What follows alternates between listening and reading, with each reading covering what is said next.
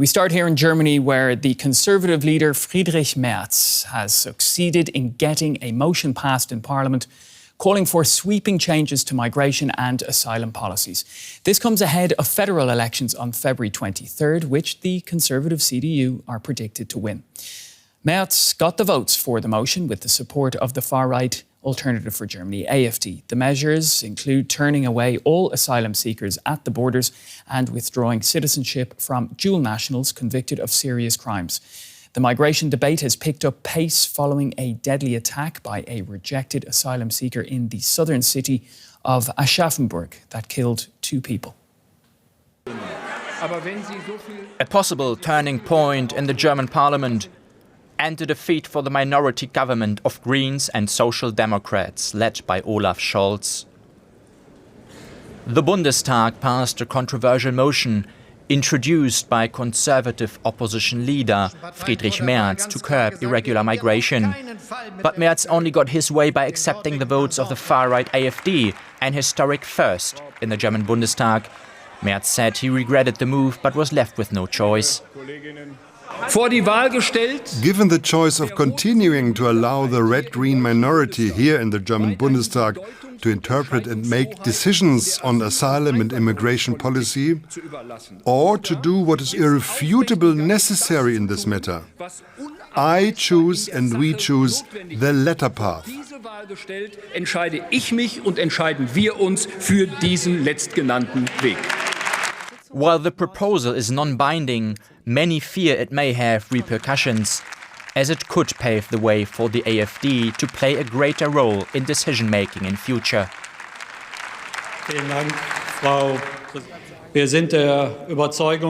Mr. Merz, we are convinced that we cannot simply continue with the business as usual, neither after this debate nor after this turning point, and certainly not after the Conservatives have broken away from the political center of this House. That is not acceptable. Der politischen Mitte dieses Hauses ausgebrochen ist. Das geht nicht. In another twist, Merz included language in the motion condemning the AfD as a threat to Germany, but still said he was willing to accept their help to reach his goal. AfD leader Alice Weidel attacked Merz for lacking credibility. Glauben Sie im Ernst? Do you seriously believe, Mr. Merz, that you can make the citizens believe things will improve while still cozying up to the Greens and the Social Democrats and committing to a coalition with them? Just minutes before the vote, Chancellor Scholz also landed a blow on Merz. Noch vor 3 Wochen.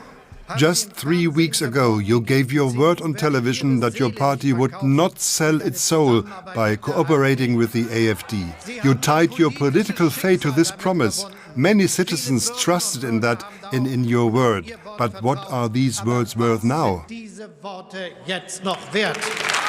Today's victory of the Conservatives could come at a cost, as it was the far right celebrating the loudest.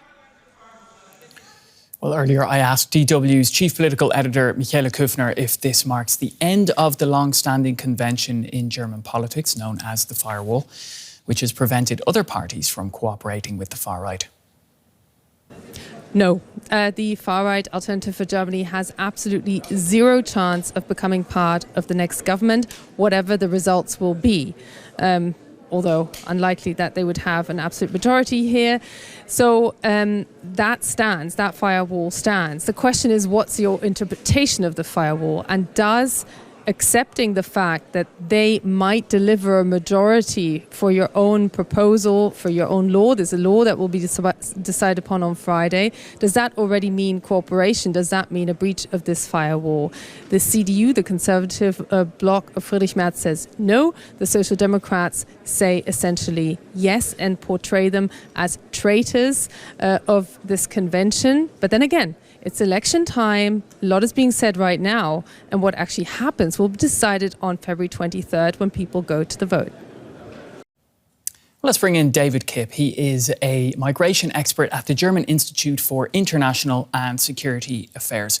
Welcome to the day. So, first and foremost, Is Germany's immigration system broken, and is anything that was said in Parliament today going to actually fix it?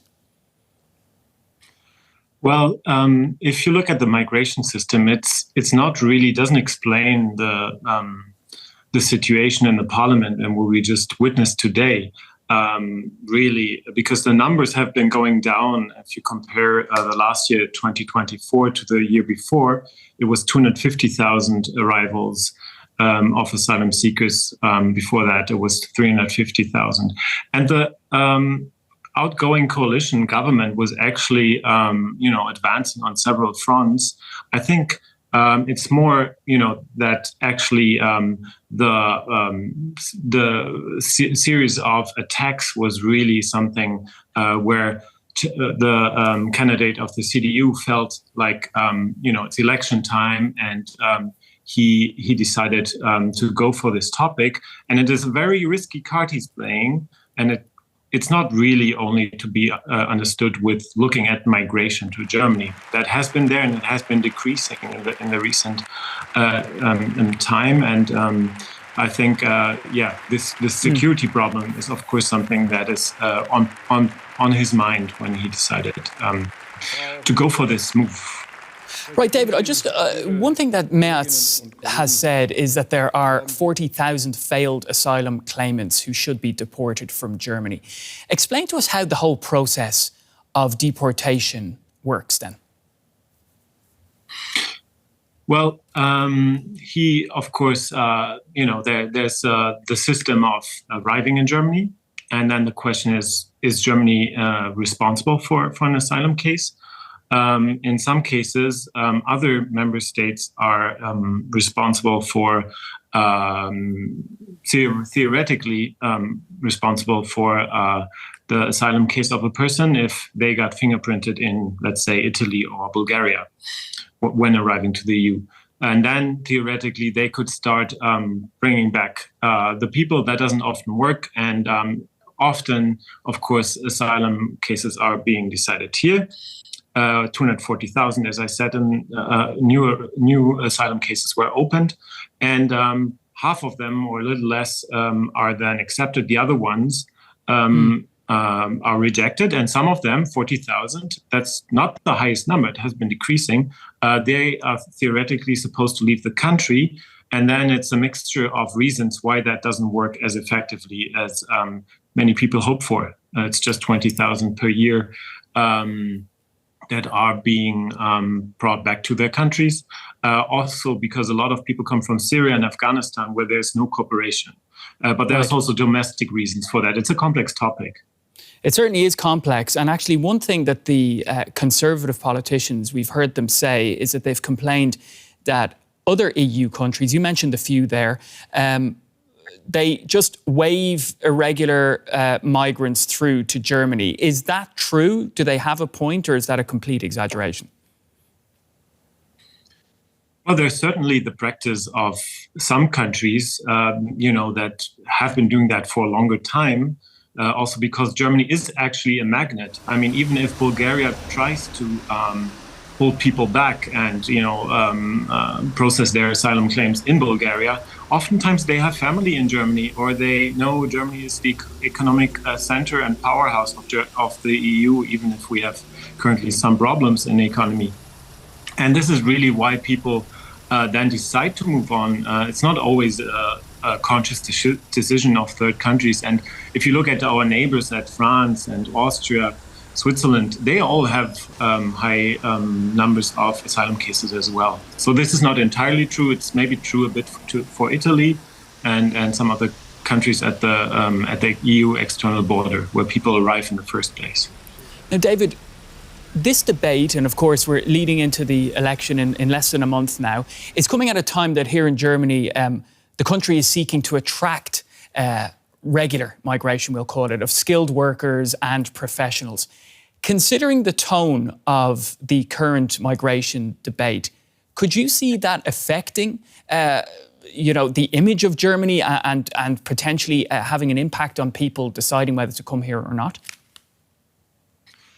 Well, this could certainly have negative knock-on effects for legal migration. Germany is doing a lot, and this government has also done a lot. And also, Friedrich Merz wants to attract foreign labor. Germany is really dependent on attracting not only highly skilled but also on a professional level labor, 250,000 to 400,000 people a year.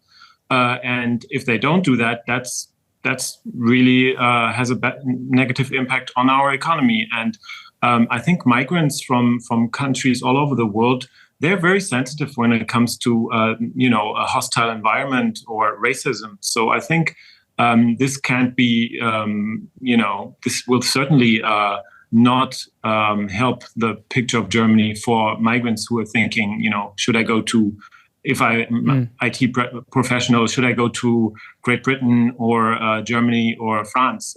This will not be the case. Finally, David, I just want to put to you the issue of EU cooperation. Any of us who live here in the European Union know that the issue of migration has often been a cause of much debate in the European Parliament and in EU in general. What's the state of EU cooperation on coping with irregular migration, and what's the state of it right now?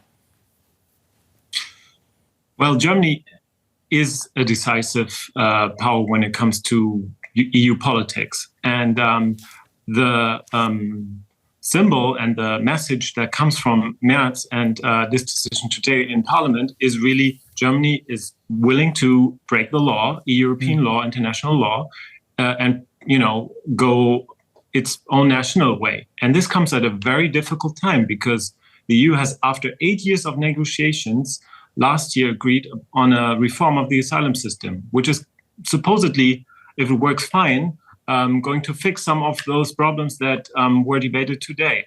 So if Merz will come into government, I think he will really have to repair some of the messages and the images that were created today, because even conservative governments in our neighborhood, they are really not convinced that this is the right step. Austria had criticized Germany, for example, for this decision for not really sticking to the plan that has been decided by all EU member states. Also, if there were some exceptions like Hungary, but Germany should, I think, not go the Hungarian way. All right, we'll have to leave it there, David. David Kipp at the German Institute for International Security Affairs. Thanks for giving us your insights tonight. Thank you.